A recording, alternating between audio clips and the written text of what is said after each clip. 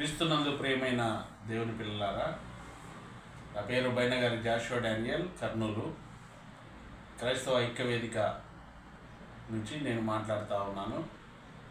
గడిచిన వారం క్రితము రాజమండ్రిలో జరిగినటువంటి బ్రదర్ పగడాల ప్రవీణ్ అన్న గారి గురించి రాష్ట్రంలో ఈరోజు క్రైస్తవ సమాజం అంతా కూడా ఒక శోక సముద్రంలో ఉన్నట్లు, ఒక మంచి సేవకుణ్ణి, ఒక మంచి సహోదరుణ్ణి, ఒక మంచి పాస్టర్ను మనం కోల్పోయినామని చెప్పేసి బాధాతప్త హృదయంతో మనమంతా ఉన్నాం. అయితే గడిచిన వారం దినాలుగా ప్రవీణ్ గారిది హత్యన, లేకుంటే ఇది ఎవరన్నా చేసినటువంటి ఒక దుర్మార్గమైన చర్యన, లేకుంటే యాక్సిడెంటా అని రకరకాలుగా మనము ఎదురు చూస్తూ ఉన్నాం. అయినప్పటికీ వారమై గడిచినప్పటికీ ప్రభుత్వము సరైన విధంగా విచారణ జరిపి ఇప్పటికి కూడా ప్రజల దృష్టిలో ఇప్పటికి కూడా ఉంచలేదు. దీనికి కారణము రకరకాలుగా క్రైస్తవ సమాజము ఆలోచిస్తూ ఉంది. ఈ విషయంలో కొన్ని విషయాలు మనం గమనించాలి. ఎందుకంటే కూటమి ప్రభుత్వం ఖచ్చితంగా ఇది యాక్సిడెంట్గా చిత్రీకరించడానికి ప్రయత్నం చేస్తుంది అని చెప్పేసి మనము నమ్మవలసిన వారంగా ఉన్నాం. ఎందుకంటే ఇది హత్య అని చెప్పేసి కొన్ని వేల మంది, లక్షల మంది ఇది హత్య గావించబడ్డాడు ప్రవీణ్ గారు అని చెప్పేసి అంటూ ఉంటే, దాన్ని యాక్సిడెంట్గా చిత్రీకరించడానికి రకరకాల రూమర్లు, రకరకాల ఫోటోగ్రాఫ్స్ రిలీజ్ చేస్తూ ఉన్నారు.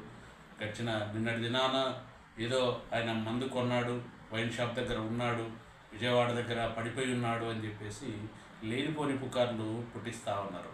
దీని అంతటికీ కారణము అధికార యంత్రాంగము ఆలస్యం చేయటం వల్లనే ఈ రకంగా పుకార్లు పుట్టిస్తూ ఉన్నారు. ఆయన మొట్టమొదటిగా దేవుని కుమారుడు, పాస్టరు, ఒక సేవకుడు, కొన్ని వేల మందిని ఇన్ఫ్లుయెంట్ చేసినటువంటి వ్యక్తి. ఆ వ్యక్తి వైన్ షాప్ దగ్గరికి వెళ్ళి మందు కొంటాడు అంటే ఎవరు క్రైస్తవ సమాజము నమ్మే పరిస్థితులలో లేదు. మీరు ఏ రకంగా చిత్రీకరించినా డాక్టర్ కేఏ పాల్ గారు చెప్పినట్టు ప్రభుత్వాలు సరైన విధంగా విచారణ జరిపి న్యాయాన్ని, ధర్మాన్ని కాపాడకపోతే మా దేవుడు నిజమైన దేవుడు యేసుప్రభువు వారు ఖచ్చితంగా న్యాయము జరిగిస్తాడు. ఖచ్చితంగా జరిగిన విషయము ఖచ్చితంగా అది బయటికి వస్తుంది. అది ఏ రకంగా వస్తుందో అది దేవాది దేవుడు ఖచ్చితంగా చేసి తీరుతాడు. ఎందుకంటే తన పిల్లలకు, తన కుమారుడికి జరిగినటువంటి ఈ యొక్క సందర్భాన్ని దేవుడు ఖచ్చితంగా విడిచిపెట్టాడు. తన పిల్లల్ని ఏ రకంగా కూడా విడిచిపెట్టాడు. కాబట్టి మనం అందరం కూడా ప్రార్థనలు గడుపుదాం, ప్రార్థన చేద్దాం.